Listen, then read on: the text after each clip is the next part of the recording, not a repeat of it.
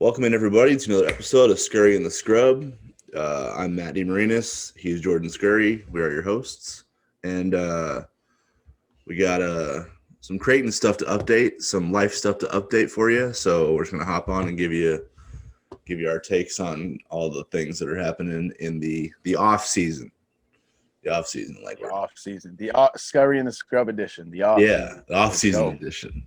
We told you guys not to panic because stuff happens, right? Like people leave, people come, and it just like all comes together in the end. It just like I think it's when you have the right people in place to run the organization, if you will. It all works out basically. So there was a minute there where it was like sky is falling, but now it's good. It's just like we didn't give it enough time, and especially because it was a new year with the new rules and the transfer portal. No one gave it enough time to really like flesh this thing out because, again, like Creighton was coming off all their success from this year, so you knew things were going to shake up a little bit.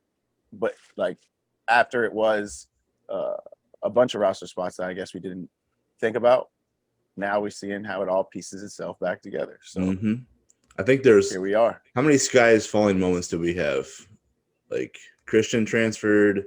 Wrench went to Oklahoma State. Lusk went to Purdue. Huss was like Illinois was flirting with Huss. That one made me nervous a little bit. I can't even lie. That one made you nervous. That one made you nervous, really? Okay. Right. And because mind you, I was on vacation, right? And so I'm not gonna name names, but I did have guys on the team calling me, being like, "Hey, man, this is what just happened. I know you're on vacation, bro, but this is what just happened." And then they broke it down to me, and I was like, "Ooh, I don't know." They were like, "You think he's gonna leave, right, bro? Like, honestly, like, give me your like." And I was like, "I don't know, bro. Just like sit this thing out. Don't think about it too much, and just let it play out." All right. So you were trying to like calm the panic even inside there, then? Huh? Yeah, I was trying to sweep it under the rug. Okay. I was honestly I was trying to take that noise and sweep it under the rug. I just couldn't see it, man. Huss has like made strides, and like I know he's comfortable at Creighton, and so I really thought like he was starting to build something, especially when I was there. And I think now that like trust he builds amongst players and that like relationship he has, like he's much more himself, I feel, at these Creighton practices and during games, even having the opportunity to coach a game himself standing alone this year. Like, I think that just made him even more comfortable in his role. And so I'm glad I tried to sweep it under the rug because we definitely need him back. I think it's funny that the players go through that too. I hadn't even considered that. I figured they just like kind of knew what was going on most of the time, but nope. I mean, like what are you going to do? Like when you hear it, it's like, I remember back to the summer of my sophomore year. Mac got an offer from Ohio State. Oh yeah, Ohio State, and I remember it was during basketball camps in the summer, and so we all gathered actually as camp counselors. Like you have to gather to like give your sheets in at the end of the day. Yeah, and we had heard the news. Everybody had heard at that point, and so we kind of didn't really talk about it like around people on the facilities or whatever, but when we were back in the dorms and stuff, we were like, yo, if they offer him the money, he's gonna go, right? He's gonna go. And then I remember seeing like the private jet tracker like on Twitter online at night. Damn, so you guys follow it just like we do. Oh yeah. Okay. And then in the morning, he shows up like nothing happened. He shows up for camp like nothing happened. Yeah. Super chill, super giddy old Mac. And I remember looking at Ronnie and being like, so we're just going to act like he didn't just interview for an hour. So, hey, that one worked. So hopefully this one works itself out. Yeah, that's like when I this is kind of like we've talked about this in a not so great way with Creighton this March or whatever, but they're so good at kind of keeping everybody in lock because that's one of the first times like I almost got like shut out of the gym or whatever. Actually, you ghosted me too. So like I could tell you guys have been told, hey, don't see no media, say nothing, like walk. They definitely keep your head down and like get to your locker room, get changed, get your work in, and like don't talk to anybody. Because you like walked right by me and then like not even an acknowledgement of like existence, like, hey, what's up, man? How's it going? Nothing like that. But so that morning you're talking about, that morning you're talking about, the women's basketball team was practicing at the championship center that morning. Yep. So I was gonna hit that up anyway, just because that's what I do. So like I was just gonna watch, and then the Max stuff broke that night, but that didn't. I had already planned on going to the championship center and watching practice. Right. So I walk up in there, and dude, I get to the sidewalk between like DJ and championship center or whatever. There was like, it was like almost like an armed guard service. Like Rob was like just hanging out in that area, and I guess he was trying to catch you guys to let you know, like, hey, these rumors are flying. Like, don't say nothing. Don't say anything. It's not like let's figure it out first, like that kind of thing. So I get out of the car and I'm going to the championship center to watch practice for the women, and Rob's like, hey, you can't go in here today. And I was like, what do you mean? And he's like, it's you can't be around the players and stuff. I'm like, well, I'm just going to watch the women's basketball practice. He's like, oh, they're practicing? I was like, yeah. It's like, yeah, it's like there's more things running around the world than just the. But you see how much of that's how I got in the gym, and it was funny because I'm in the gym and I'm waiting for the women's team to start practicing, and like it's just like, you guys come in one at a time, two at a time, three at a time, and it's all of you on the whole roster, like head down, no, like you don't see anything. There's nothing happening around you. Straight to the lounge, straight to the locker room, like. Get your work. Because it puts us. Think about how awkward of a position that puts us in. Because it's like people, and it was during a camp, like I'm saying, right? So the diehard parents who know really what's going on behind the scenes start asking us, like they're like, "You don't think he's gonna leave, do you?" And it's like, what information do I have? Like I don't. I know as much as you at this point. So. I know it's kind of funny. Sometimes you guys know less in some situations. Yeah, exactly. And so those things you just kind of got to let them play out. I'm glad. I hope this one works out the same way because I guess there's still time. Is there still time? For people to leave? Yeah. Coach Huss. I mean, people have left all the way. When did that leave? Like, but I mean, Coach Huss to take the Illinois offer. Oh. Did we completely shut the door on that yet? I don't know. Well, they haven't. I don't think they've hired anybody yet. So, yeah, I guess it's still technically is open for anyone. But yeah, that's like so Huss was a sky is falling moment. And I guess if you want to like all the seniors opting to leave when they had an opportunity to stay, I guess like that's and then Marcus early entry. So there's a lot of like panic going on, like, oh my God, the whole starting lineup's gone. Yeah. Both assistants have left and a third one is being courted by another school. Like Ty already decommitted, like he's not even considering Creighton anymore. It's like, oh my God, this is panic time. Like, no, relax. There's a lot of coaches in this game, a lot of players in this game, and when one opportunity opens up for like someone leaves Creighton, that's an opportunity for someone to come to Creighton. And I think like I don't know how you feel about the two assistant coaching hires first of all before we get into the recruiting class, but I thought those were pretty good hires. I agree. Like I've only listened to the podcast on, I don't know if you listen to the podcast, Nick Baugh's podcast. Those are the only times I've heard those dudes. And then on 1620 with Bishop. But I'm like, first impressions, I'm impressed. Like I think Ryan Miller, from TCU, certainly has some recruiting chops. Like he's put together some really talented rosters at a lot of different places. And some places that are kind of under the radar major college basketball programs too, which I think kind of fits Creighton's identity. You know what I mean? They're like a major college basketball program, but they aren't necessarily a headliner, you know? I agree. So I think he knows how to recruit to places like Creighton, and he has done it in the past with some talented dudes.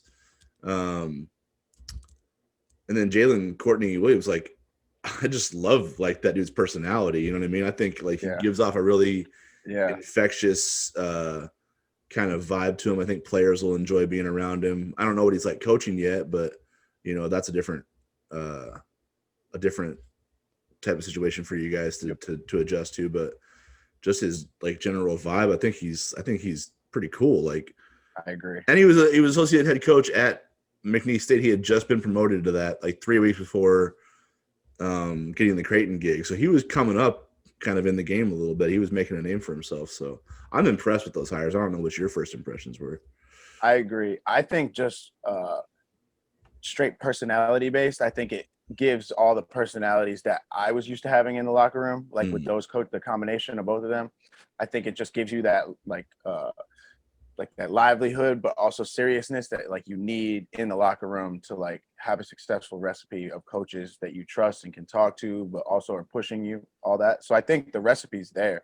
I think it's all there. And then I think recruiting wise, it could work out terrifically because I think, like you were saying about Coach Miller from TCU, very similar to Creighton, where it's like the facilities and everything and the opportunity that the basketball program presents, like, yeah, it might not be the high major that you're used to hearing about, but like these coaches know how to sell these schools that are the Creightons and the TCU. So I think Coach Miller is going to do a wonderful job of that, at least thus far. So yeah, no, I'm excited. When you get when you're a player on a team, because like I don't know how many times you went through it. Like Lusk was new to you, right, in the middle of your career.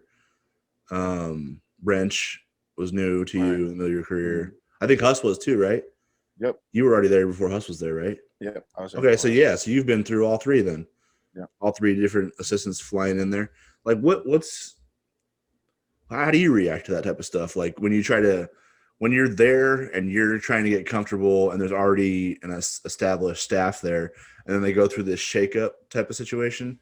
What's the adjustment like for you? Like, what are some of the challenges that go into trying to learn how to trust different voices, different ideas, while also, staying within yourself? I think the most important part is just having the coaches know your game. Like I remember vividly when Coach Huss came in and when Coach Lusk came in, specifically those two, I was like, we got to get in the gym.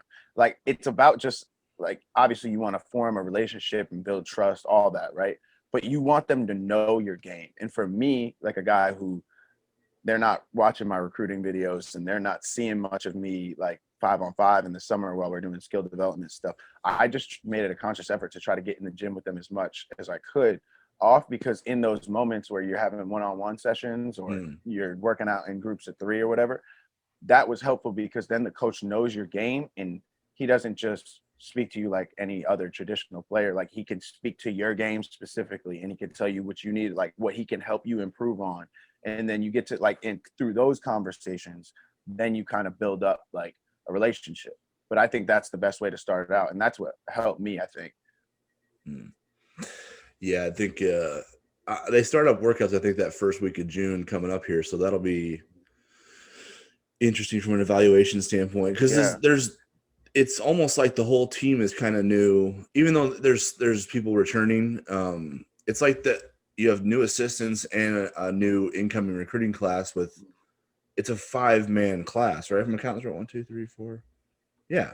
5-man. You got a 5-man class. That's usually a pretty big class, right? So that's huge. That's in my time there, we had never had, when I was at Creighton, our largest class was Tyshawn, Mitch, Jacob. Oh, right? Really? Okay. Correct me if I'm wrong. I think that's right. Me, Davion, Kobe. But we all came at different times. Davion came first. Kobe came for the last month of the summer, and I didn't even come until after the summer. So it's like because I think it was 4 because DJ was a red shirt that year. Correct. Yeah. Right. So, but even that's still smaller than this one. Yeah. So DJ, Mitch, Ty, Jacob is the biggest one I think that's the biggest one, right? Yeah. I'm trying to think. Did they add a 5th guy that year? I guess. Denzel. Would you consider Denzel? What year was Manny? Was that Manny's year? It was my junior year. Oh, Manny was your junior year? Yes. Did you redshirt? No. Manny was. I thought Manny was the year Mitch was a Manny was my sophomore freshman. year. Okay, Manny was my sophomore year. Yep. All right, so that year they had a 5-man class then with two transfers, 1 sit out, and 3 freshmen that were eligible basically.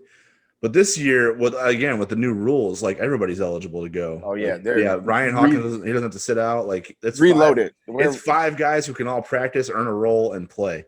Like they're good. They're good to go. Like some of them, So this is a pretty big class. So you bring in 5 new recruits who are all going to vie for playing time. you lose your whole starting lineup, and you bring in 2 new assistants who are going to kind of have their fingerprints on, what type of season you have next year.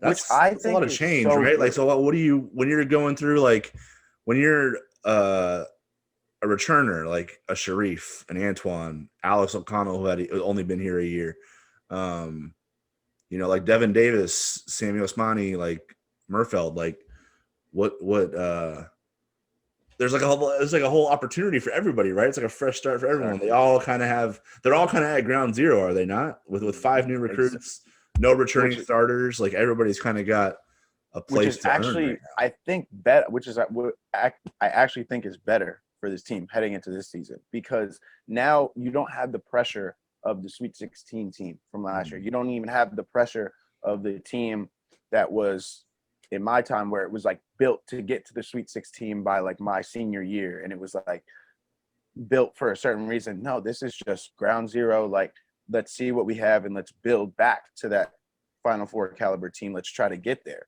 Mm-hmm. And so I think for everybody just to be able to have fresh faces and understand it's a whole new thing where Marcus isn't the point guard anymore and Captain Mitch isn't there anymore. Like, it's a whole new identity, and this team's going to have a whole new identity, and there's nothing really holding them back, which I think is exciting. Like, and I say holding them back in terms of like, there's no real lingering effects from years past. Like, you don't have to be last year's team, and you don't have to be the team from the years before. Like, you just have to be this whole new team, new coaches, new players, still going to play the same offense. So guys just have to find themselves within that. Yeah, like, so was when you go through that sophomore season, because that was the first, well, probably the junior year, right? Because that was after Marcus and Kyrie left. Yeah. Right. Yeah. So the junior year, you got Davion, who had gotten a full year of starters minutes at the 1, basically. Marcus coming in, Mitch and Tyre in year 2, Jacobs kind of in his, he only played half that first year basically. So not even that, probably, if you think about when he came in the pink out game, right? So not even half a year.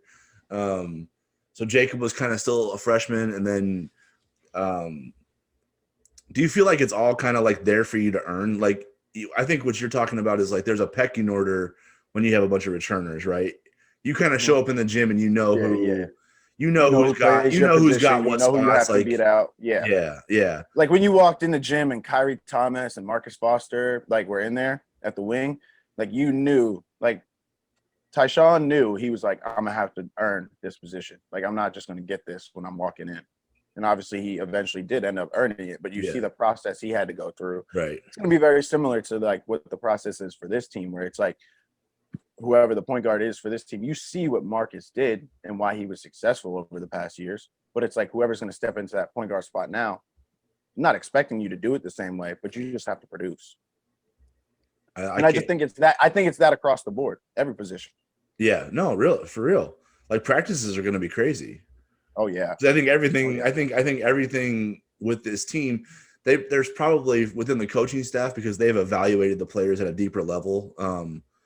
They've talked to them, they've gauged their personalities, they've watched them in person, they've watched them on film. So they probably have some idea of how they expect it to shake out, but you still don't know until you put them all together and let them compete with each other, right?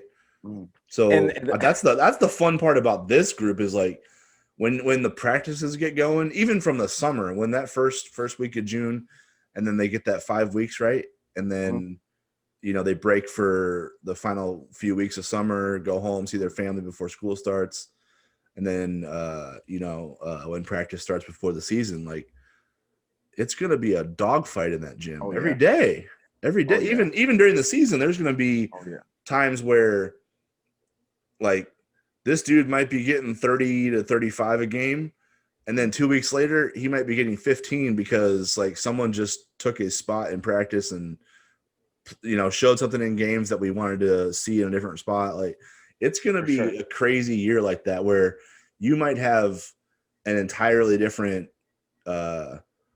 rotation of main guys from day one to the last day of the year. Like, it might look totally different. Yeah.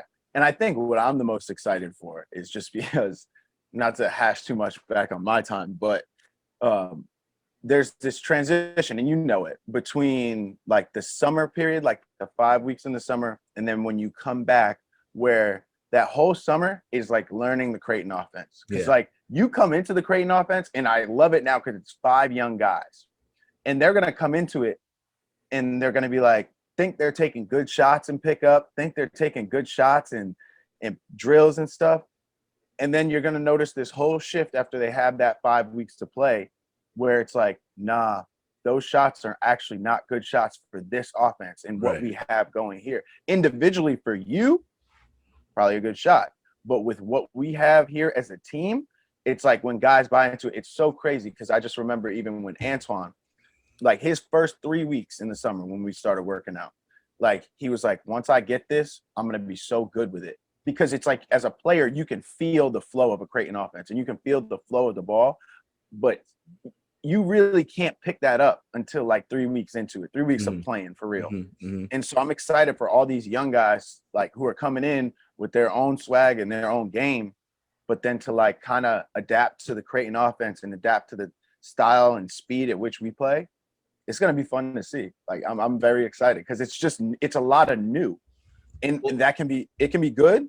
It can be tough, but I think it's going to just work itself out the way it always does. The two I always think of when I hear when someone brings up the difference between the summer and when it actually is like season practice, like that first day, is Kyrie and Martine. Kyrie Thomas, Martine Krampel. Okay, so their freshman year, before their freshman year, the summer before their freshman year, I think you guys were going to Italy. So I wasn't on the squad yet. I wasn't there yet. That was a year before I got there. But go ahead. Okay, I thought that was your first year. No, go ahead. I know this story though. Keep going. Okay, so they were going to Italy. So that means you get 10 extra practices in the summer to get yourself ready for that. Then you go to Italy, play the games. Come back and rest up before the season.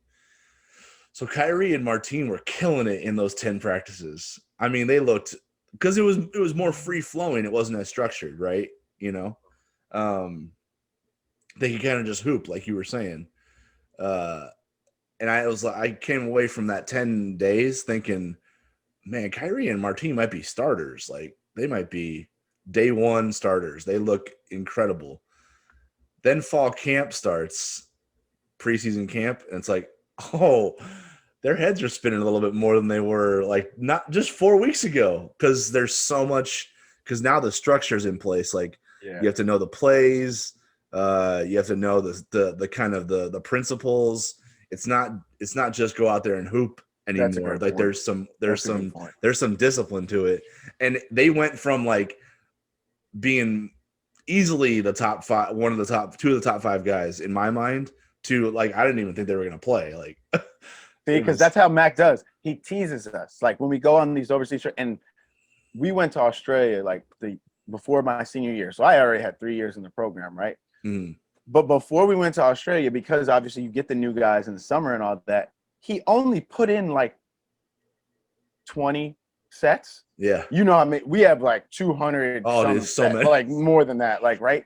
He only put in like 20 for Australia. Like he put in the basic ones when we went over there.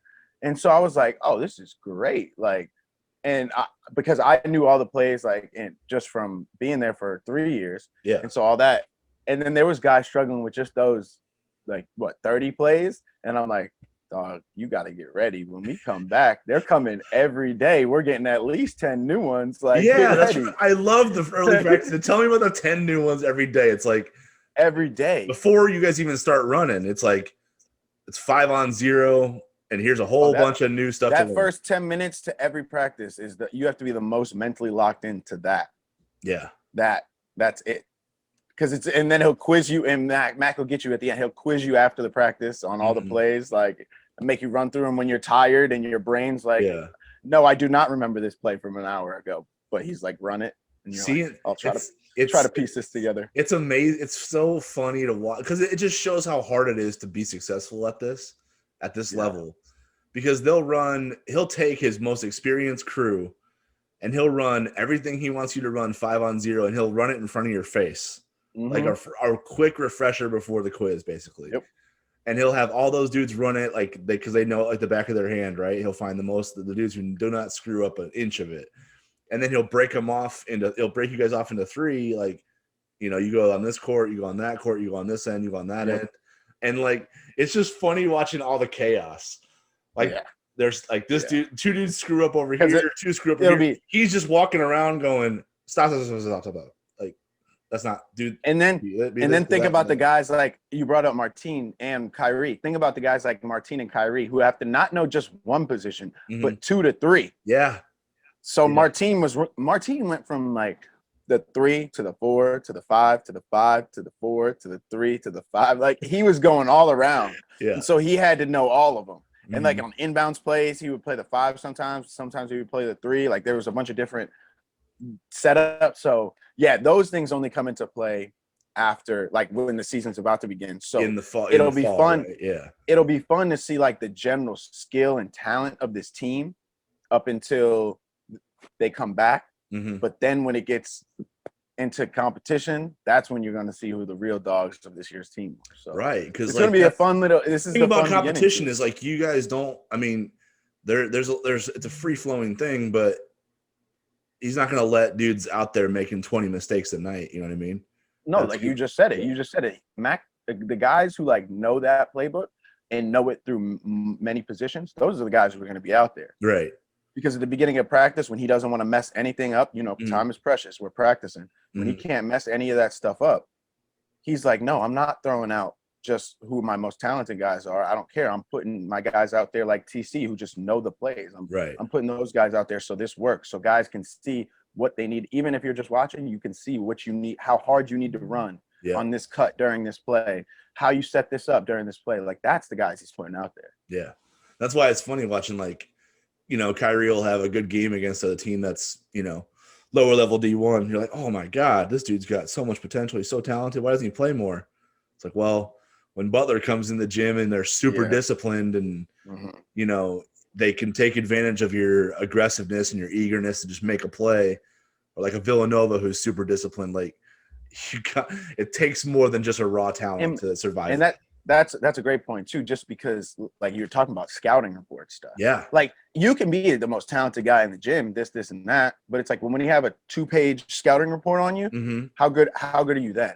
Right. So it's like the guys who are out there for Creighton are the guys who are, I know the scouting report against me, but I'm still going to execute. And I know like all the plays better than most of the guys on the team. So like, that's why I'm playing. Yeah. It's a accumulation of things. What was that one game where DJ there was a certain defensive game plan for, I think it was Seton Hall or something, and you're like, dude, this is what we want to do when they go to this, and I think DJ like messed it up in practice and kind of got his little like, hey man, if you do that in a game, I'm taking you out because I can't play you if you can't guard this, because they're going to run this constantly.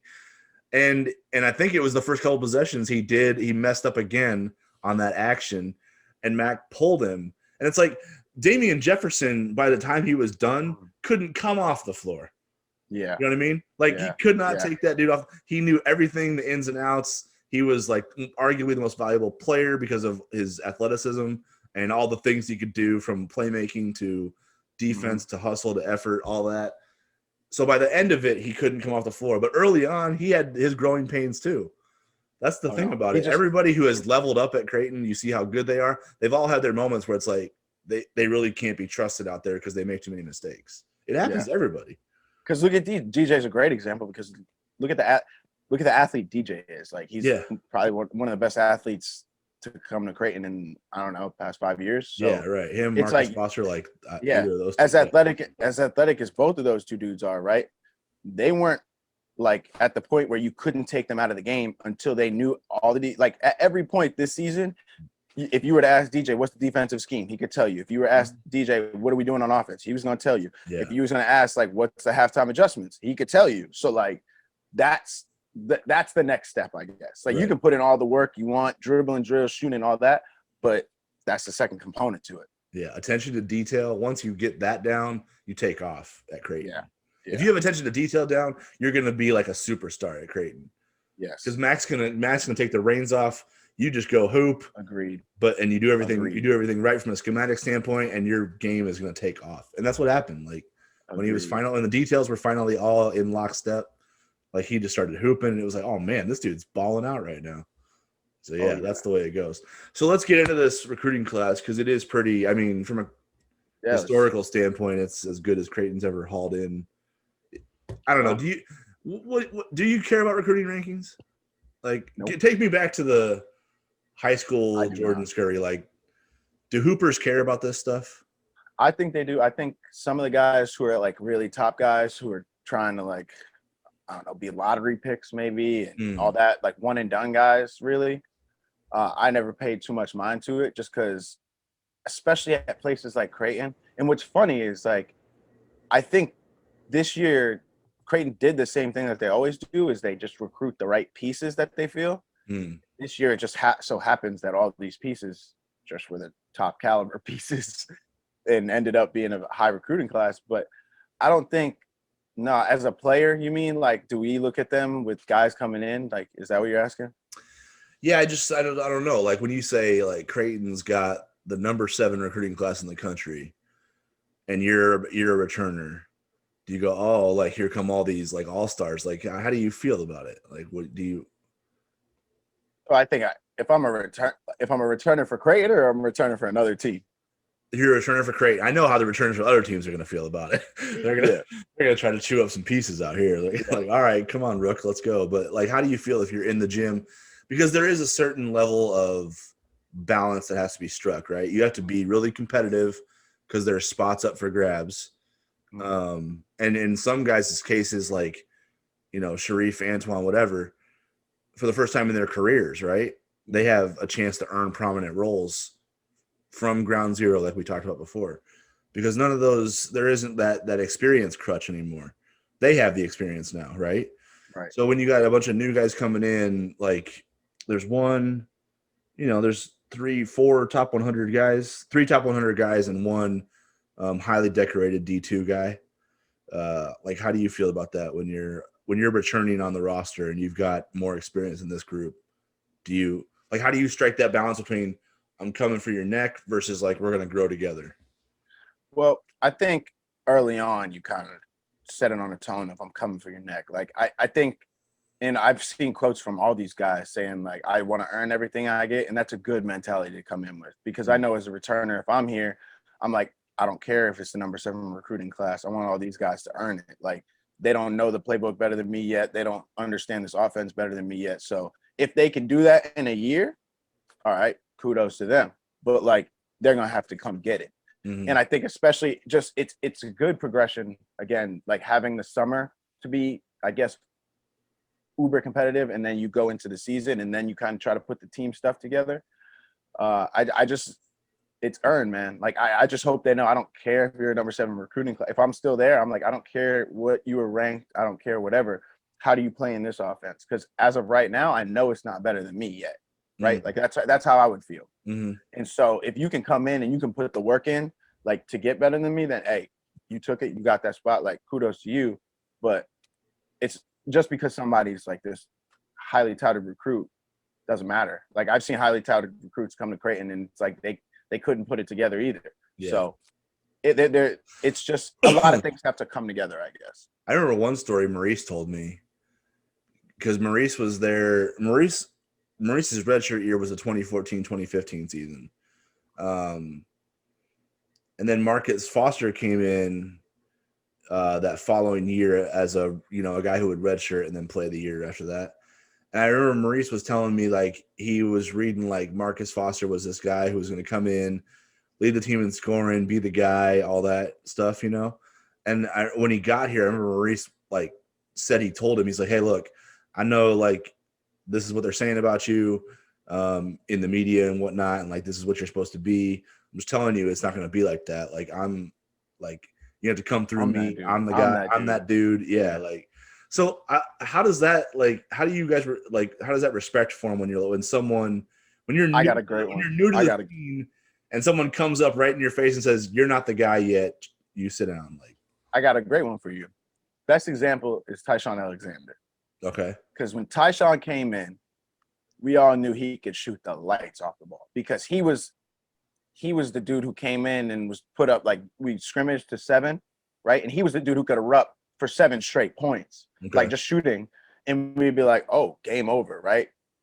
And I just remember him and Marcus like actually going at it that summer, like in a pickup game. Marcus Foster, right?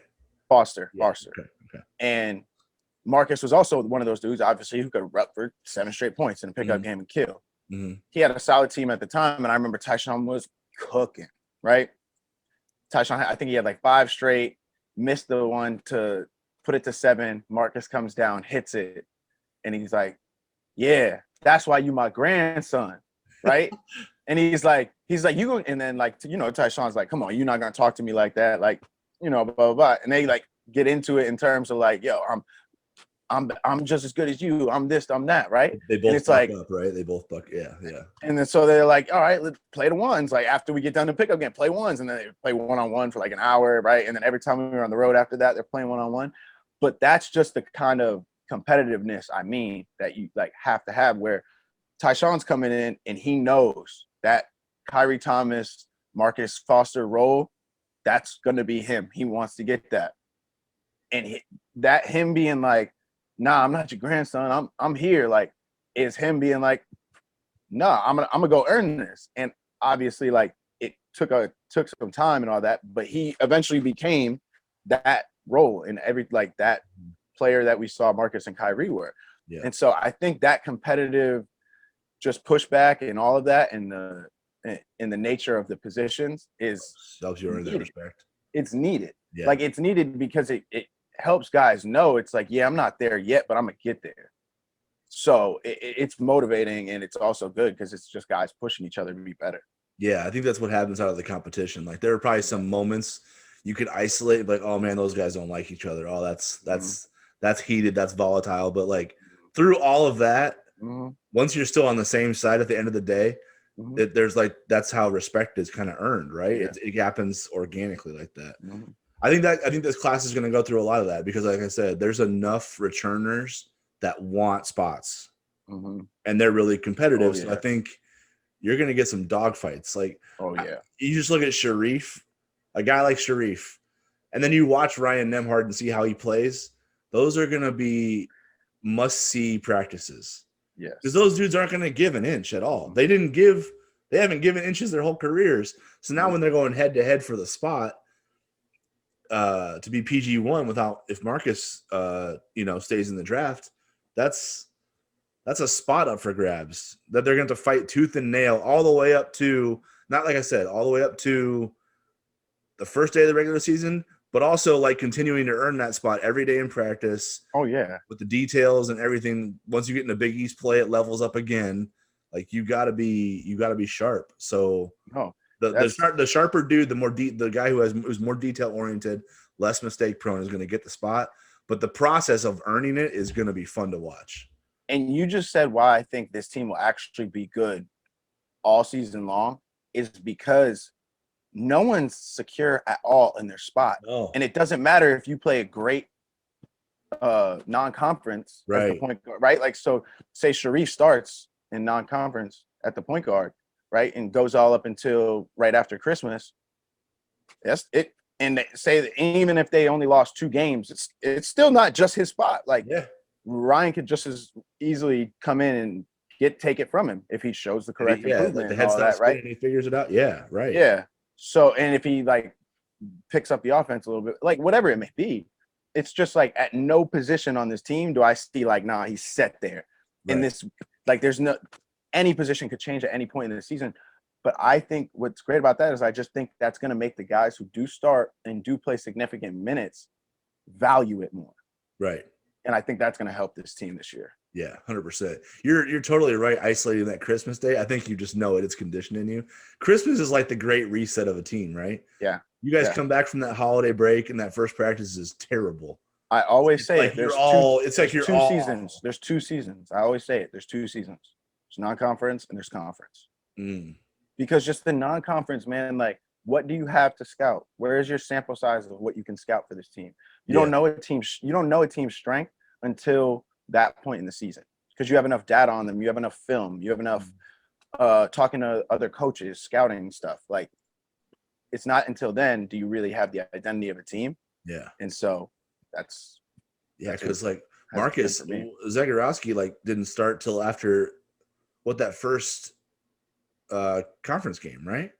Yeah. That was like his first start of the year. So yeah, that whole deal is like I don't even think I think Marcus is. I thought it was Marquette. He came off the. I think Marquette. Marquette was his first start, but he came off the bench against Providence, or that was his freshman year.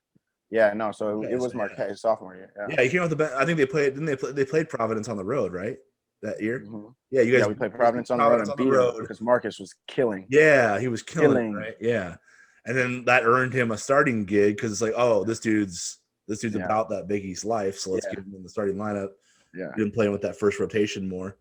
But that didn't come till after Christmas, like, you know. Right. So yeah, that's crazy. That's how it goes, though. That's this life of like when you're a young squad. It's very and again, that's what I mean too, because it's like non-conference where you can't non-conference where you don't really have the most in-depth scouting reports and all that on guys.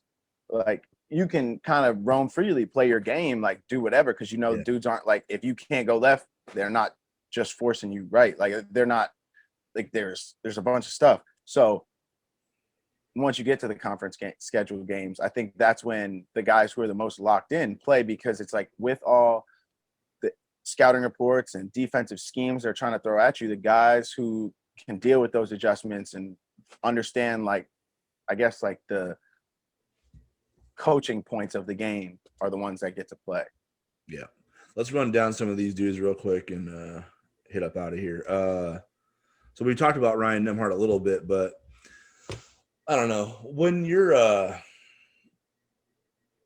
like, put yourself in the mind of a player right now. Do you look at your recruiting class at all? Do you try to evaluate the new guys and like, all right, what's this dude bringing to the squad? Oh yeah, you're like heavily. So put that cap on real quick and tell me what you think of Ryan Nembhard when you watch him. Like, when he's played some high level, I mean the highest level of amateur competition. Like, he can't play any better competition than what he's faced coming into college, basically. So, I mean, every day that dude has played somebody nationally ranked, somebody who's a future lottery pick.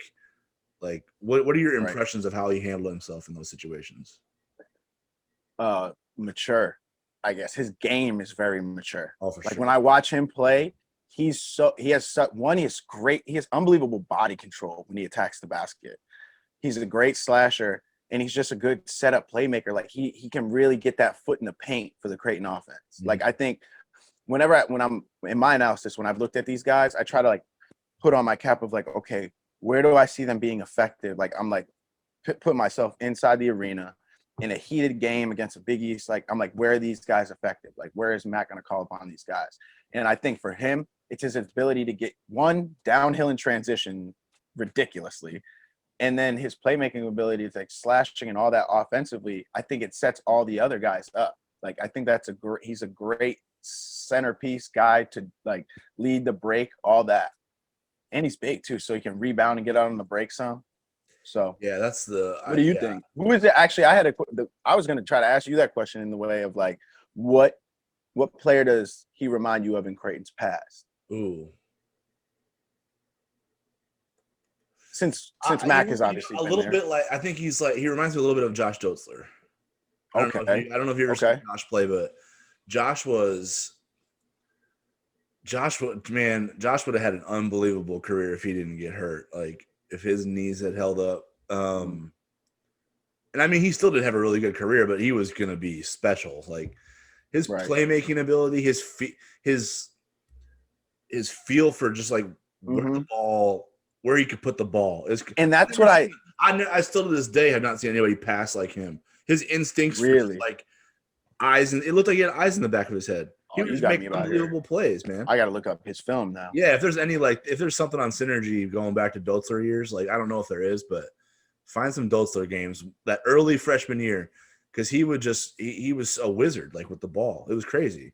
Like, he could manipulate it really well. He could make plays for other guys that you didn't even see. You couldn't even see watching how he was like, what did he see there? And he made a play.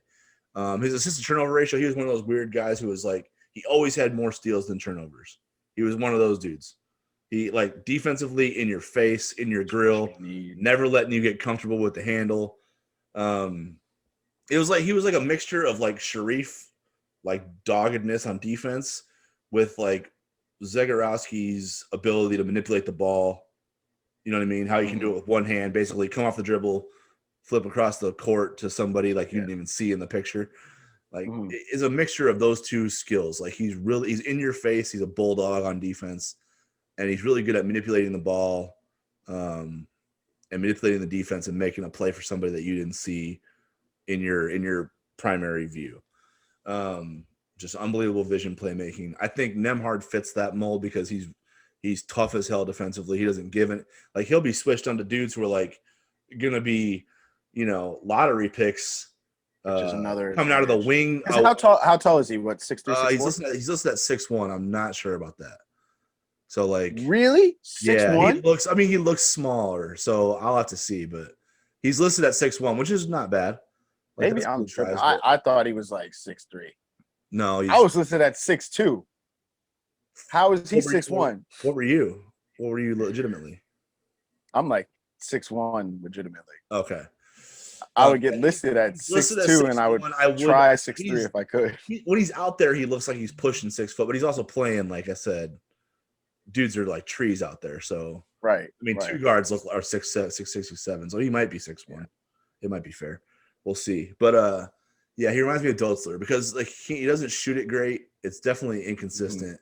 So there's some part of that he needs, which I think can change though. He doesn't have like a bad mechanic jumper. Right. I think he just gets in the gym enough at Creighton. I think he'll be like, oh, I can knock down some threes. He was playing when they were playing IMG. Like he had one in transition where he got his footwork right. Yeah. Like he didn't hesitate and he smashed that thing. I was like, oh, okay, all right, it's there, but I don't think it's consistent enough yet. So Creighton will have to find the right spots for him.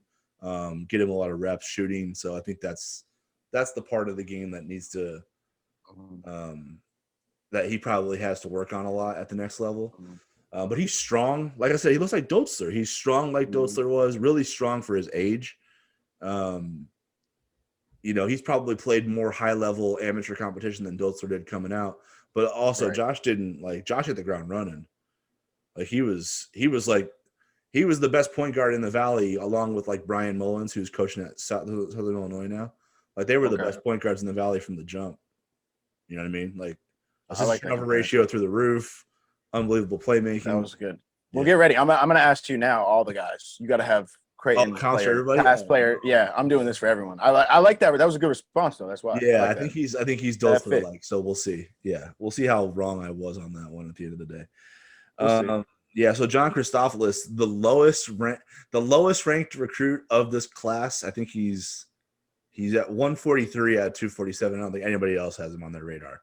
So he's just at the top 150 on 247. But I like this dude. I love his game, man. Like, he's only a 3-star, but I love the way he moves. His footwork is great.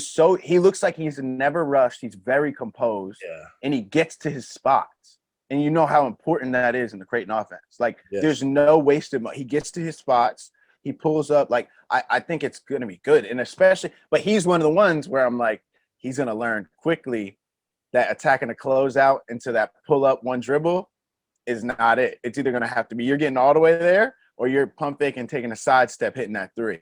But I think his game is going to fit so well. He's a great one-more guy. Like, I can see him being the guy – at the end of a lot of one more plays, whether it's in the corner to top, driving kick. Like, I think he's going to be that guy.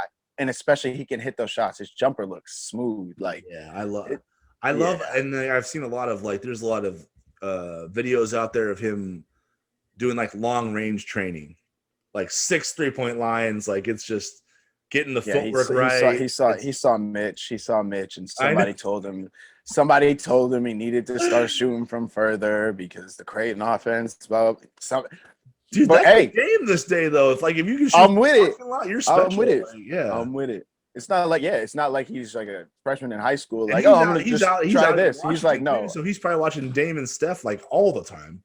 Oh, definitely. Yeah. Everybody out there is molding that game. I like him and he's played with his teammate is Paulo Banchero. I think that's how you say his name. If I'm saying that name wrong, I apologize. Where's he going? He's going to Duke. He's the number 2 recruit in the country, right behind Chet. So, like it's Paulo and Chet were like the number 1 and 2 guys like the whole time basically with this class. So, he's going to Duke. That's Christopoulos' high school teammate. Like they played together. So he's played high level basketball too, and he's seen what that looks like both in his own gym and on the other side. So I think this dude's. I don't want to get like ahead. It's like, yeah, everybody at Creighton can't be underrated, but I don't know where the separation is with this kid and then like the rest of the class. You know what I mean? Like I think he looks really good. So, you'll find out as they get in the gym and as they play games, like.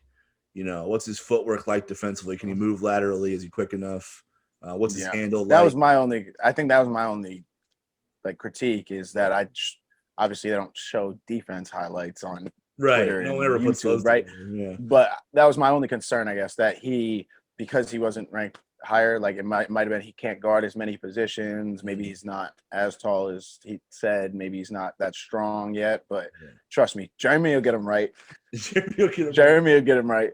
Jeremy will make sure he could guard. Yeah. He also had, I think, like a Steph Curry like ankle type injury that held him back. I think he missed a lot of his junior year. Right, and this again, this is why I can't. That's a big evaluation period. That's why I can't with these rankings. So, yeah, I know. Like, come on, you're gonna tell me some kids ranked a 4-star over a 3-star because the 3-star was hurt for 4 months? Like, come on, now we're getting into a weird territory. I mean, when you watch him, he looks like he might be the best shooter in this whole class.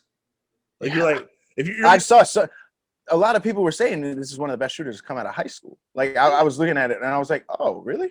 Because you watch him and you're like, are there better shooters in this class than that dude? Yeah. Damn, if there are, we're about to see some bombs. Like, so he looks. He's gonna light up the arena. Yeah, for sure. I like him. So I'm. I don't know. I think he's 6'4", 6'5" ish, 6'3", 6'4", somewhere around there. Like he reminded me a little bit, not just a shooting motion wise, of like one of the Hauser brothers.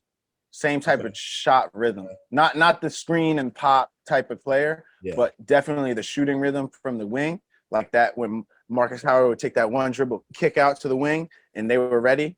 That's what it reminded me. That didn't happen very often, though. So not very often. That's why they left. That's why they left. Exactly. Not very often, but like that rhythm is. That's what I see him as. Yeah. No, if Howard had kicked it out more, they would have stayed together. It would have been legit. Right, but he couldn't have taken as many shots. Yeah, that's true. You got to get yours in too. Yeah. So it happens. By the way, like we gotta hit up the Big East real quick. Why are you gassing up like Marcus Howard every time he breathes? Like there are other Big East alums like in the league. Yeah. I went back to I know one. Every time Marcus Howard hit a shot, they were like, "Oh, Marcus Howard!" Like gas him up. It's like, like Kemba's out there and like Doug's out there and like. Ty's playing was the Suns, who are the best team in the West. Like, you can Kyrie Thomas had a 25, 5 and 5 and 5 and 5 and 5 game. Like every stat he had 5 of. You know what I mean? Except for turnovers, he had 0. It's like shout out to Kyrie Thomas. You didn't get a tweet for that? What? Shout out Kyrie Thomas, multi-year deal. Houston Rockets secured that bag, balling. Get that contract. That's all you're looking for in the NBA, right? There's like so many spots up for grabs. Just needed his opportunity, and he got it. Mm-hmm. Big East needs to like start gassing those dudes. Yeah, Big East, show more love. Come on, Marcus Howard got enough love. Like he's good. Like every time he hits a shot, they'll know it's okay. Yeah. Actually, let's do Ryan Hawkins next. So he's the kid out of Northwest Missouri State, 3-time D2 national champ. 2 of those years he played prominent roles in those squads. Man, dude, like this dude is decorated. Like he's first all time in rebounding, second all time in scoring, steals, and threes made at Northwest Missouri State. 41% for his career on like 700 attempts. Like it's not a small sample size. 6. Like, what do you think of Ryan? Let me give you my 2 bullet points on my notes here that I said about him. Okay, because I was like reliable. Matt gonna love him, and very Creighton player. Very well. So I just think very Creighton player. Okay. Like he's going like he's the type of experienced guy that Mac is going to trust in a game because he's been in big moments and he's not going to get rattled and he's not going to get overwhelmed. I don't think. Maybe the speed of the game at first, but I think after a little bit he'll be fine. I just think he's a get it done kind of guy. Like he's a real like you need rebounds, you need whatever it is, you need kick outs, you need to defend this guy. I think he's a perfect guy that Mac will be able to just be like, all right, we have a matchup problem. This is our guy we got to put in here. We can plug in here defensively. We need to stretch it out and use him this way because a big is guarding him. Put him out to the three. Like I think he's going to be an interesting piece. I wonder how much he'll actually end up playing in the rotation down the stretch. But I think he's going to be a like definite guy that is used for certain moments, kind of like how we used Dame like when he first got in. How he was like a utility guy off the bench where it's like he provided like a spark with X amount of rebounds, get a putback or something like that. I think he's going to be kind of guy that falls into that category. Yeah, no, I think. What do you think? And I need your player comparison for him after. Oh, shit. Skipped one. Dude, this might sound a little crazy, but it's hard to avoid it just because like he played there. Like I know it's easy. It's an easy comp, but he's like a poor man's Doug a little bit because just not like in not in output. So let's just stop that. Doug's output is legendary. Right. But if you just watch Doug on film, don't tell me the historical records. Right. Tell me what he does on the floor. Right. Like, where are his spots? How does he compromise a defense? Where is he dangerous? When I watch Hawkins, his size at an advantage. Yep. Yes. Yeah. I agree. Like when you watch Doug and then you watch Ryan Hawkins, there's like a similar skill set there. So I'm not saying Ryan Hawkins is going to drop 800 points on the Big East. So that's not what I'm saying. I'm just saying he's got really good, and that is a good point because Doug had really good touch around the basket, which Ryan does, like Hawkins does as well. Very good touch around the basket, very good footwork, very good like knowing the size of the opponent guarding you, like little stuff like that. That they're like that's what I mean. He's a get it done kind of guy. Like he's not going to be fancy about it. He might not be flashy like all that, but he's going to get it done. Like he'll get you a bucket in the post if there's a dude guarding him a foot smaller. Like he's going to get that bucket. Yeah. And if there's a double coming, he's going to make the right pass. Like I get where you're from. Yes, that's what I mean. I'm not saying expect 27 a game. I'm saying he's 6'7", and he can step out behind the three. Like he can hit deep threes at 6'7", so he can step out behind the line, well behind the line, drag a bigger defender out. When he gets a smaller defender on him, if he's heating up one day, he's really good in the post at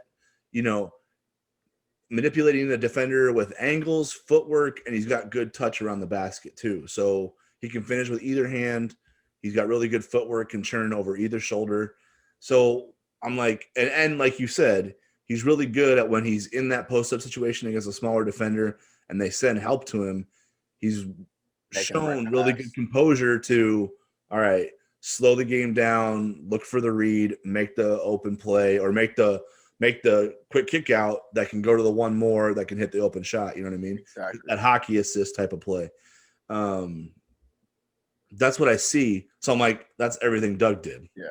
So to me, I'm like, it's more so just like first team All-American National Player of the Year. But he does what Doug did. Like so I think that's like his skill set has been shown to be his game. Good at Creighton. He knows his game. Yes. Yeah. Yeah. Like he's a get it done kind of guy. And defensively, he's got some.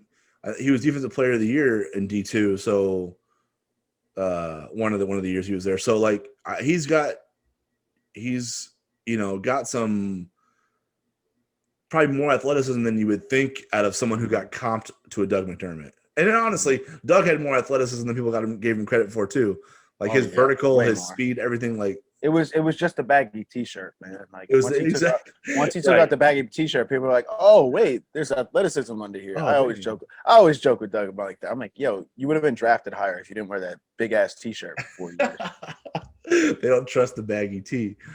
Yeah, so I think I like Ryan because he's versatile and he's experienced, and I think that's going to help on this squad because they're coming off a year where They just lost a lot of winners. Mm-hmm. And I think there's just something to be said for having winners on your side. There definitely is. There's just definitely is. It's just different when it's you know what it's like to be around guys who don't expect to lose ever. Yeah. I don't know if he's one of those guys, but I know one of those guys is Marcus Zagorowski. And having a dude who just like Marcus has only ever won. Right. And so it's like it doesn't matter what level you're winning on. You just don't take losing like lightly at all. Right. So like it's good to have guys like that around who just are not accustomed to losing, not into that like, oh, we'll get them next time mentality. You don't want those. And so yes, I think he'll bring that to the table. That and the first three guys we talked about, like, you know, Hawkins won three D2 national championships. Ryan Nemhard played for the best high school team in the country 2 years running. Ran the show the second year when they had a target on their back after Cade left. Christophilus played with the number 2 recruit in the country. They had dudes coming for their neck every night out. Right. Like, those dudes know what it's like to be in a firefight. So I think that's valuable, especially when you're trying to transition from a class that like knew the rules of engagement every single night. Like, hey, got to have the A game because this is going to be a dogfight. Like, I think these dudes have that innate just ability to win. Agreed. Or to give it everything they have to win. Agreed. And if they lose, they know how to work towards not letting that happen again. Like it's like you said, there's that fire there. So yeah, there's something for his experience. It helps on a squad like this because you just sometimes at the end of the day, it's not about how well you do this. Sometimes it's just about your attitude. We're not losing today. You know what I mean? And practice even Creighton too. Creighton, what was the game Ronnie was out? Ron, remember when Nova. Mitch stepped in to start. Dude, that was arguably the best team of the last decade. And you beat them. Yeah, we beat their ass all the way to a national championship. Yeah. The last team to beat that squad. Yeah. That's an all-time great squad, and you beat them shorthanded. Because you guys got winners, you know what I mean? Like Kyrie Thomas, Marcus Foster, like Mitch Ballack, like all those dudes stepping in, yeah. They're just winners. Mitch stepped in seamlessly because how good was Jacob in that game? Jacob played for a high-level high school program that competed for national championships, right? That dude he had 14 on. Jacob was with Jacob was like going against Jaren Jackson every day in high school. Yeah, Jaren Jackson plays for the Memphis Grizzlies. For those of you who do not know. Yeah, right. And he was taking like Amari Spellman to he was taking his lunch. Yeah. Oh yeah. So like that's what I mean. You got some winners on your side. You'll fit like that helps you more than like, all right, you know, it's just the turnover ratio isn't great. He's inconsistent with the 3-point shot. Like he's kind of up and down. But if he's a winner, I think that all that stuff gets better because they'll be working because they don't want to lose. I'll buy your Doug comparison for this one. Yeah, that's poor man's emphasis. Poor man's Doug. We'll give him that. I'm not. Yeah, I don't want to put too much on the guy. Even though it's a Creighton cliche, we'll give it. It is though. It's always gonna be, man. Every time you get like a 6'7" anything. Well, you know that because that's whose film they show. When Creighton's recruiting like a 6'7", if they're anywhere between like 6'5", 6'4" to like a 6'8" guy, you know the whole spiel is we'll make you the next Doug McDermott. You know we can make you the next. It doesn't help that Kyle Korver is also like in this pantheon, right? Like, right. It's just right. There's just too much there to not comp it. It's like, oh, we got a 6'6", 6'7" stretch 4 who can shoot basically anywhere inside half court, be a bucket. Like it's just Ethan. So anybody who you have Ethan, Rogge, Doug, you have Kyle. It's like, all right, you kind of got the market cornered on these 3-4 sharpshooters. Like it's all good. So sorry about putting too much hype on Ryan Hawkins, but like again, no, we just had to explain. It wasn't hype. We just had to. We had the description. He fits the description. Yeah. And we got another guy on this list that fits that description too, in Mason Miller. So, I mean, Mason Miller, easily top 100 guy. I think he's fits what description? Like 6'9", lefty. So that's why it's different. I was gonna say. Yeah, I was gonna say. But all right, you ready? Why he's not to rank them, I guess, but you want to know why I'm the most excited for him? Because he can dunk. Yes, but can I run you the play that I can't wait till it happens? Yeah, sure. Go ahead. So imagine this. Close your eyes if you need to envision it. Ready? I'll do it. Hold on. Let me get it. Put it on. All right. All right. Go ahead. Creighton's coming down the floor, running offense. Ball swinging from side to side. Mason Miller's on the right wing, right? Ball swinging side to side. Ball's moving great. No real dribbles. Penetrate, kick, penetrate, kick. Every defense gets shifted to the left side. There's only one weak side help defender on the right. The ball gets skipped from left to right. Mason gets the ball, attacks the closeout, one dribble in the lane, takes off, left-handed, yam on that help defender. Come on. You know it's going to happen. Okay. You know it's happening. So see, Doug didn't show off that stuff until like he got to the NBA, right? So you're saying Mason's when Mason Miller gets, I'm watching every game, hoping that he just gets to attack a one-on-one closeout. If this dude gets a one-on-one closeout, I pray for the defender that slips on the way out to get him and the one who has to stand under the basket as they get dunked on. So you're ready for a body to get caught, like in this. All right, I'm gassing it a little bit. You want someone to Corver close out this dude and just like get his team killed, basically. Oh yeah. And that's on a skip or a one more, he's gonna attack a closeout or attack a one defender, and it's just gonna go ugly for the other team. Like I'm very excited. First time we gotta clip this because the first time it happens in a game, you just gotta we gotta splice it. I'm posting this. Yeah, right. Yeah, I can't wait. But it's just maybe I'm gassing a little bit, but I really do think his ability to get downhill on the skips, the one mores, the swings is going to be like a Marcus Foster type attack. Okay. Like I think that's his attack. There's that kind of bounce, huh? Okay. Even Kyrie Thomas, like it's just like when Kyrie would always have that one jab middle and then he'd go baseline or jab baseline, go middle. Like I think he has that, and I think it's going to just work out for them, but not for the other team. And I just want to see it happen in the worst way. Yeah, he's super skilled, man. Like, and he's got pedigree too, because his dad was a hell of a hooper. I like that he's a lefty. I just don't know. I like. There's something about watching left-handed people like do their thing. It just looks. Absolutely. It looks just so much smoother. I know. I wish I was left-handed growing up because it just like looks like you could do some stuff that it just looks cooler. I don't know why.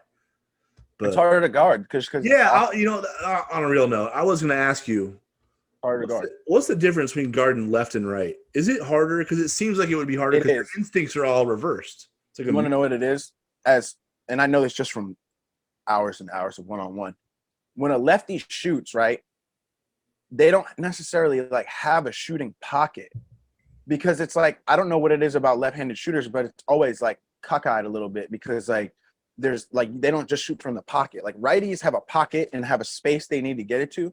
Lefties, they just need to get it to the top of their jumper. And once they get it from there, it's just like, oh, there's nothing I can really do even to contest now. And just as a footwork like thing, it's very hard because they don't have to square their feet as much. Sometimes they square their feet to a different angle, so you don't know they're about to pull up. Yeah. It's just like there's a hesitancy because there's not like a reload triple threat point for a lefty, I guess. Obviously there is in theory, but not in the midst of playing somebody one-on-one. That's why it's harder to stay in front. I always wonder what it was like that. If it's tougher for defenders to I think everyone would agree. I think a lot of people would agree with what I'm saying. Like I've had conversations with people who are just like, yeah, I couldn't figure it out just because it's like that first step. It's like you don't know where it's going because of the way that the ball's being dribbled in the left hand. Yeah. Okay? It's weird, right? I mean, just think about it in boxing. Whenever someone goes southpaw and you're an orthodox fighter, like everything's backwards. Well, even in baseball, think about it. How fast the right-hand pitchers have to throw. You have to throw like 90 as a right-handed pitcher to like even like make the pros. It's like as a lefty, tap like 84, but your left-handed motion will throw somebody off so much that like you throw a change up and a curveball in there, you're all right. Dude, I agree. Like there's an advantage to it. It's unconventional and you're not used to it. That's what it is. Yeah, so I'm excited about Mason Miller because I think he's got a rare combination of size and skill, and like you said, really good bounce. Like I don't know if he's known as a shooter, but I watch these reels and it's like he's pretty good off the bounce. Like he's got good handle to get to his gather, and he's got good touch around the rim. And again, it's left-handed too. So you're going up like to wall up, and he's around your wall because you're expecting it to come from here, and it comes from there. Who do you think has more bounce, Alex or Mason? I'm starting this now. I'm starting this debate now. I can't wait. I'm gonna hype them up once I get in an open gym with them too. I'm gonna be like, yo. I'm gonna give it to Alex because I've seen him do it. Like, I've seen him like punch on Syracuse, so I can't not give him the. I mean, he's done it.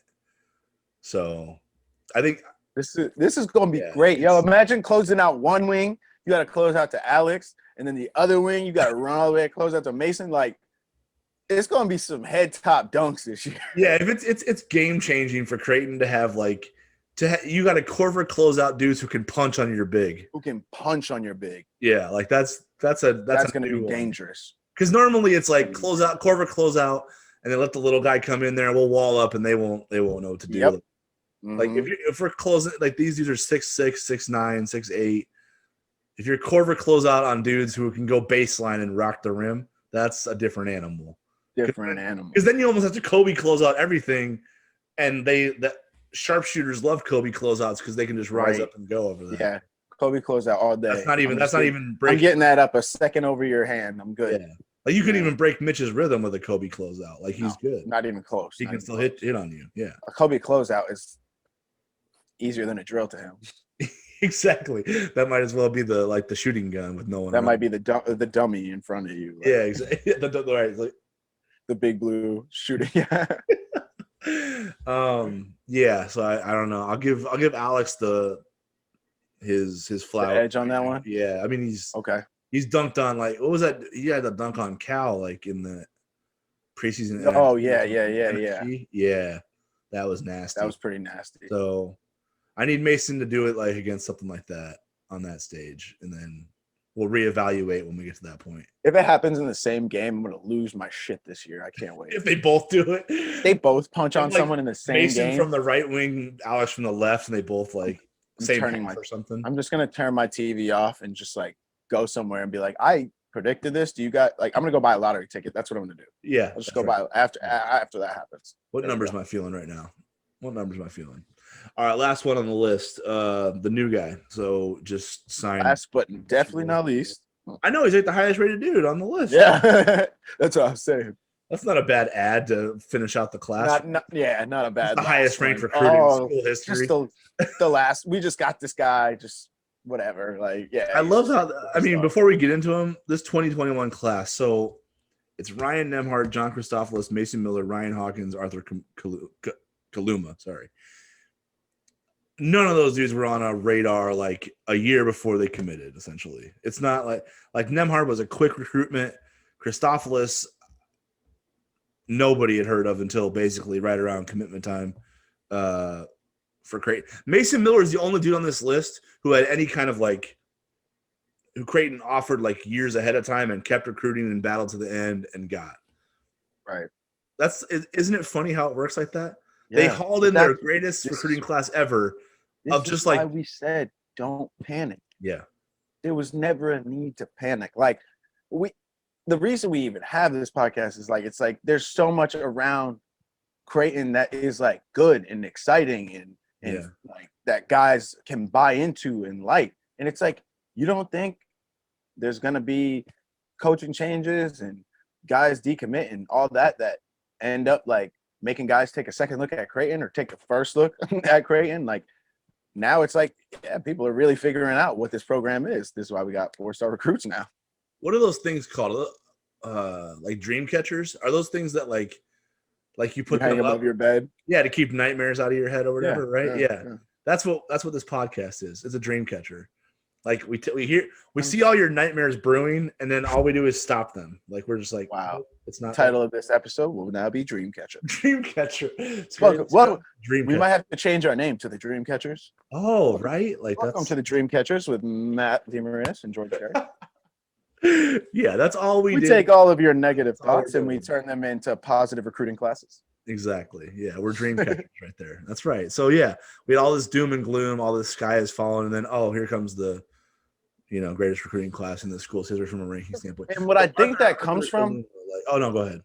no, just to finish that thought. What I think that all the gloom and doom stuff came from and like the early reactions is like, I think people were worried that the product and the culture that Creighton has will be diminished by bringing new guys in. I think that only makes it stronger. Like, I think adding more people and getting more people to understand what that Creighton culture is and like having them shift it and make it their own Creighton culture, that's what it is. Yeah. Like, I don't expect to step back in that locker room and feel the way it felt with our 2016, 20 or like whatever team. Mm-hmm. I expect it to be a progression of that. Like, I expect it to be something better, like a better, even different, like whatever it may be. That's why I'm like, I think what the thing that I've learned about the culture you guys created was just like, it's just about bringing in good dudes who work hard. Yeah. And then you throw in like a kind of a simplified version of what the NBA does on a daily basis, you know, just to kind of give guys ground level development that they can achieve professional aspirations if they have them. Mm-hmm. So, but it's about good dudes at the end of the day. Even like when you bring in the walk-ons, like the dudes who are gonna be the guys on the scout team, and like those dudes are good dudes. Those dudes have to be, you know, selfless and hardworking and push those main rotation guys on a daily basis. So like, I think it's just about bringing in good people. And that's what I think this whole thing, we don't know about the recruiting class yet. We don't know what they're like in a fire, but when we were talking about Ryan Miller and Jalen Courtney Williams, like those dudes seem like good, down to earth guys you can just like be around every day, work with. Like, it's not an overly complicated situation. Just find good dudes who just don't have like agendas that will compromise growth, right? You know, like I want to be a head coach one day. Okay, but are you going to like be scheming behind the scenes to get that to happen? Or are you going to put that on the back burner and like help guys develop and build up to something successful that you can just slap on your resume and say, hey, this kind of speaks for itself right here. I don't got to tell you, you know, I don't got to scheme behind the scenes because we just won in the spotlight. So that's who I am right there. So that kind of situation with those two hires, I feel like it's just, they look like two good dudes. They seem like two good dudes. And that's kind of how you keep building, how you keep the culture moving forward. Like it doesn't take a back burner when you don't have bad people with agendas in the gym, I think. Well said. I agree. Yeah, Arthur Kaluma.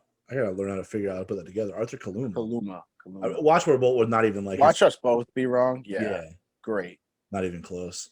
But yeah, consensus top 50. So I think he's 46 on ESPN, 47 on Rivals, 44 or 45 on 247. 6'8", listed as a power forward, but that means something different these days. So consensus 4-star. Seems like, I don't know, like he can shoot it. Doesn't necessarily get guarded that much out there though. So we'll see what happens when, like you said, speed of the game takes a little bit of an adjustment, but he can shoot it. He can put it on the deck. He finishes pretty good on the rim. Like, what do you see? What stands out to you when you watch that dude on film? Like, when are just the highlights you've seen of him so far? I think he's going to be, like I said, when I think of the Creighton offense, I think there's a lot of places you can plug him in, which is going to work. Like, he can be versatile. Like, he can post. He can catch it out on the wing. He can put it on the deck. He can run the transition. Like, he can take his own rebounds and go. I think there's a lot. I just don't know where he'll really fit in yet, but I can see him doing a lot of different things for the Creighton offense, whether it be just stretch 4, post up 4, like attacking wing. I don't really know where he's going to fit in yet, but I know he can do it all. Yeah, no, he looks pretty versatile. You wonder. I'm curious to see like him in a situation where that high basketball IQ has to come into play. You know, you wonder with these dudes who are like really naturally makes it sound like they don't work hard, but where there's a lot of raw talent already in the mix. Like, how do they learn and adjust to the game? Because there's more nuance every level you get to. Like, how do you know you get yourself weeded out of that situation? Like, how do you handle it? I think what's tough for my analysis of him is because, one, I don't know him, and two, I wonder what his idea of what he wants to do at Creighton is and what Mac's idea of what he wants him to be, like the player. And I bet neither of them even know yet because they haven't really had time in the gym like that yet. Right. So I think once that gets fleshed out, like I just really wonder what he sees himself being for Creighton and what Mac sees him being for Creighton. That's what I mean. If any of these dudes, none of these dudes have been on campus yet. Mason Miller might be the only one. No. Right? That's what I tweeted, man. Mason Miller's the only dude who's been. Yeah, Mason Miller's the only dude who's been here. Nemhard was a virtual visit. Christophilus was a virtual visit. Hawkins, I think committed before they said you could. Start going around again, and then this dude, I'm pretty sure he hasn't been here either. So that's crazy. That's because his whole class came together and they had one dude. But again, and I think it's based off from the articles I've read. And like your point you just made about good dudes. I think a lot of these guys committed because they saw who was there. Yeah. Like I think Arthur looked at this recruiting class and was like, "Oh wow, like these are some good dudes. Like I want to be in this group. Like I think we could win. Like I think this is like these dudes are used to winning. Like we alluded to earlier. These dudes are used to winning. I'm a really good player. I feel like I can help winning with these guys." And that's how this recruiting class went. And I think again, like you're mentioning, because of virtual visits and this still being a weird COVID year, it had to be more about the guys who you were committing with, and it had to be more about whether you thought the coaches and players were good dudes. Yeah. Because like, who knows? Like, I guess the things are starting to get lifted and all that, and maybe we can go back to having somewhat of a normal season. But if it's not, and if the players still have to do a lot of like isolation on the road kind of thing, you're gonna want to make sure you're around good dudes, right? And so I think Arthur was like, "Yeah, these are good dudes. I can hoop with these dudes." The other thing about the one-time transfer being implemented too is that I think there's less pressure on the 17 and 18-year-old versions of ourselves to make the right choice out of the gate. Like there's, like, what do I know about Creighton? What do I know about Omaha, Nebraska? Like nothing and nothing, right? But if it doesn't work out, I can go somewhere that's a better fit later on. And it won't be, I'm not going to run into deterrence along the way. You know what I mean? So in some ways, when you evaluate these recruiting classes, you got to know, one, these things rarely stay together for 3, 4, or 5 years, right? That's just the nature of it. But from a recruiting standpoint, like dudes might be like, yeah, I'm going to see what I can do here. Right. And then if it doesn't work out, I got options. Like it's all good. Life moves on. Like, so maybe this class comes together without anyone stepping foot on campus because there's just a safety net now. They can go and kind of have a mulligan and be like, yeah, I thought this was going to be like that, but it wasn't. So it is what it is. Like, but I think Creighton recruited at this level to put this class together without any official visits or being around the guys, like all through virtual interaction, just partly because of that new rule, like where guys can just feel comfortable taking a chance on a place they don't quite have a good on the ground feel for, but there's a safety net there now where they can be wrong about that and it'll be okay in life. You know what I mean? Right. And that's again, because don't expect any I really don't think anybody should expect any Creighton class going forward or anywhere for that matter to be like a 4-year group. Yeah. Or even or even a 3-year group like a Mitch, Tyshawn, and Jacob, right? Well, Mitch, Tyshawn, and Jacob, right? Mitch was 4, Jacob was 4, Tyshawn was 3. Marcus and Christian both were 3. Like it doesn't, like you said, you can't. That's why I'm like, you can't. When you watch the recruiting class, don't go, oh man, when these guys are seniors, it's like that's not always how it plays out. So, and I'm like, if you want to make the Final Four, don't you think one of those players is probably going to go to the draft? At least if you're going to make the Final Four. Yeah. So it's like, come on, be careful what you wish for here. Right. Exactly. Like you just want like you talk about the culture and the winning. Just bring good dudes in. You want a fun team who work hard, and everything takes care of itself after that, right? Exactly. And I think this class, man, a lot of dudes who are ready to like earn. So it's gonna be fun. I'm excited to get it. Group is gonna be crazy. I can't wait for that first especially when you get in Omaha. Man, I just want to say like, what do you think of that dude? Oh, I can't wait. That summer is going to be crazy. We might over-evaluate in the summer just because we're like. Oh, we will. We definitely will. That's what the off season's about. That's what we do, baby. Welcome to the off season. Well, especially this year because we're back now. Like, oh, we're back. I was at baseball practice the last 2 days, and I'm like blown away watching them. Like, good, didn't it? BP. It's like, oh my god, this is crazy. Felt good. You felt that team vibe. You felt that. Yeah. You felt that juice, the energy of players going. Yeah.